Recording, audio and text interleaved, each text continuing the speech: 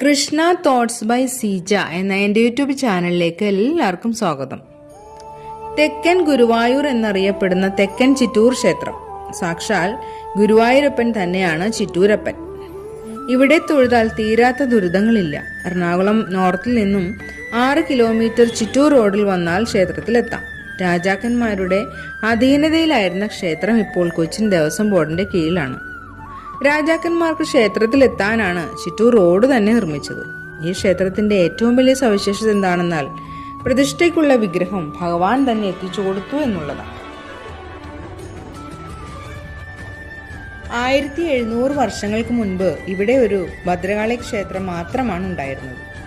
അതാണ് ഇന്ന് നാം കാണുന്ന കണ്ടൻകുളങ്ങര ഭഗവതി. അത് ശ്രീകൃഷ്ണ ക്ഷേത്രത്തിന്റെ വടക്ക് കിഴക്ക് മൂലയിലാണ്. വടക്കു ദിശയിൽ കാണുന്ന ക്ഷേത്രക്കുളം അഗ്നിഹോത്ര തീർത്ഥം എന്ന പേരിൽ പ്രസിദ്ധമാണ്. കാരണം ഇതിന്റെ കരയിലാണ് ഗുരുവായൂരപ്പന്റെ സാന്നിധ്യം ആദ്യം ഉണ്ടായത്.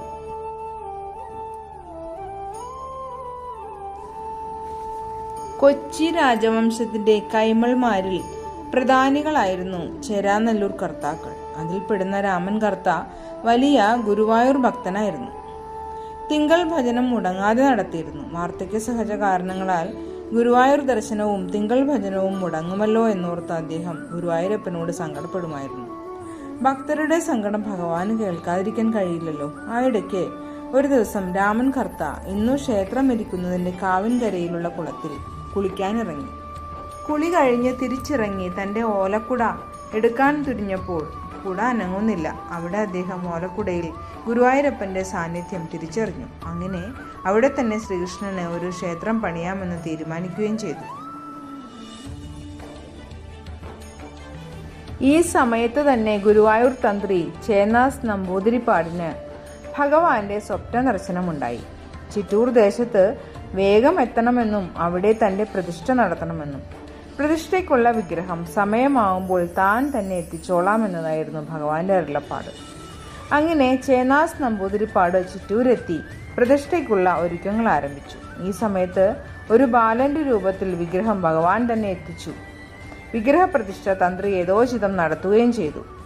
അതാണ് ഇന്ന് കാണുന്ന ചതുർബാഹുവായ ചിറ്റൂരപ്പൻ.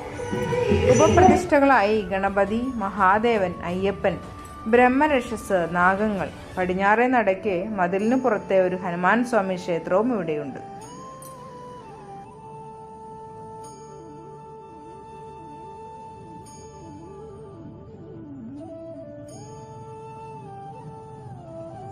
കണ്ടൻകുളങ്ങര ദേവിയുടെ അതിഥിയായി ചിറ്റൂരപ്പൻ ഇവിടെ ചൈതന്യമരുളുന്നു. മേടത്തിലെ തിരുവോണത്തിന് ആറാട്ട് നടത്തക്കവണ്ണം 8 ദിവസത്തെ ഉത്സവം വളരെ മോടിയോടുകൂടി ആഘോഷിക്കപ്പെടുന്നു. ഗുരുവായൂരപ്പനാണെങ്കിലും മധുരയിൽ കുവലയപീഠം എന്ന ആനയെ ഭഗവാൻ വധിച്ച രൂപത്തിലാണ് ഇവിടുത്തെ പ്രതിഷ്ഠ. അതുകൊണ്ട് തന്നെ ക്ഷേത്രം മതിൽക്കകത്ത് ആനകൾക്ക് പ്രവേശനമില്ല. തേരിലും ഗരുഡവാഹനത്തിലുമായിരിക്കും ഭഗവാന്റെ ഉത്സവത്തിനുള്ള എഴുന്നള്ളത്ത്. ചിറ്റൂരപ്പൻ ദേശനിവാസികൾക്ക് സർവ്വ ഐശ്വര്യങ്ങളും ചൊരിഞ്ഞിവിടെ കുടികൊള്ളുന്നു. ഓം നമോ ഭഗവതേ വാസുദേവായ.